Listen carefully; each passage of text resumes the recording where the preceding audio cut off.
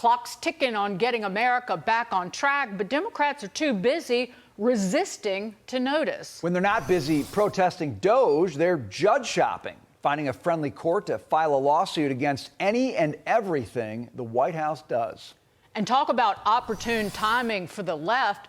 Judge Boasberg, who made a name for himself after blocking President Trump from deporting terrorists, is the judge who has been randomly assigned to a case about this signal chat brought about by the watchdog group American Oversight.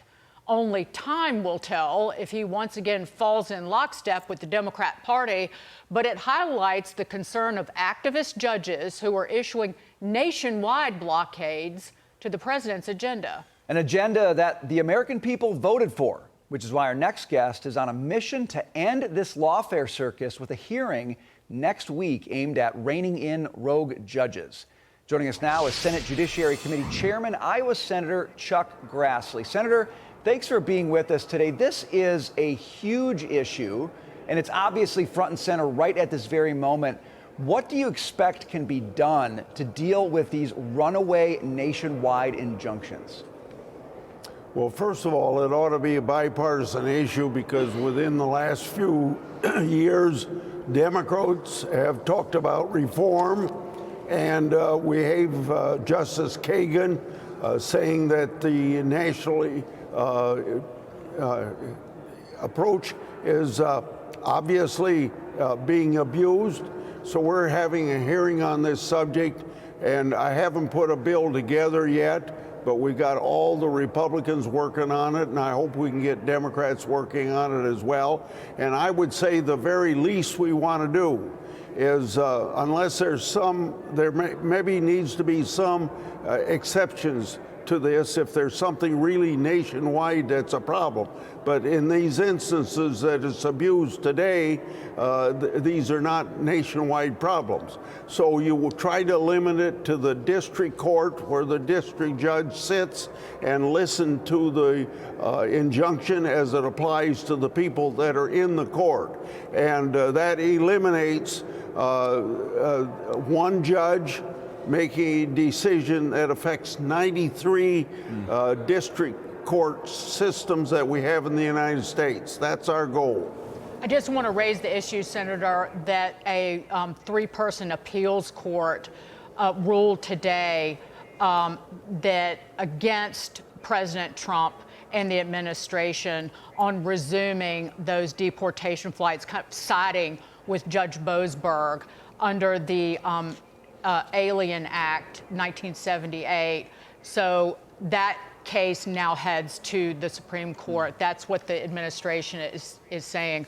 But I want to get your reaction because you're the ranking member on the Senate Judiciary Committee, Dick Durbin, said in terms of trying to rein in these, it's not the judges, it's the use of these nationwide or cosmic orders or injunctions. He said it undermines the credibility of the judiciary and puts the entire constitutional framework at issue. I think we'll think twice before we engage in this kind of scare tactic. Senator, what say you to Durbin? I think that I have made very clear that Democrats in the past have made statements that this has been abused, and you can't be any better than Justice Kagan and other people on the Supreme Court say it's been abused. Now, I understand that the Supreme Court could step in and put some restrictions on what these judges do, and if the Supreme Court has that power, I would sure advise them to do it, but I can't wait to see if the Supreme Court does something when I'm chairman of the Judiciary Committee and we see this process vastly abused. You know, for the first 150 years, there was never one of these national injunctions. And then for the next 70 years, not used very often. But within the last 20 years, this has been used both by Republican and Democrat administrations or against them just showing abuse of the system. Indeed. Now, on to this, Senator. President Trump's National Economic Council Director, Kevin Hassett, says a tax bill could come sooner than we think and it's a historic opportunity. Listen to this. I left with really, really high confidence that the tax bill is going to pass this year and that there's going to be big spending cuts, which are great for bond markets, and big supply side tax changes. The idea of reducing the tax that we charge people if they've got Social Security and they want to go add to their income a little bit and get a job. That's going to create a big increase in labor supply. It's a supply side tax reduction for people that really need that money. It's not for the rich. And then we've got a reduction in taxes or elimination of taxes on overtime, which is a really, really important thing for hourly workers. Senator Grassley, Senate Majority Leader John Thune has said that the debt ceiling issue will be folded in to this reconciliation bill. But there are a number of fellow Republicans in the Senate who have stepped up and said, well, if you want to do that, you're going to have to cut spending and then some. $2 trillion in spending cuts Mike Lee wants to see, and you're hearing a similar pushback from Senator Ron Johnson. Where do you stand, sir? Well, I want it in the reconciliation, and I want it there and sooner than later. Some people are talking about getting this done by August. That's too late. We had a November 5th election where this was a big issue. The president has a mandate. The president wants to get it passed.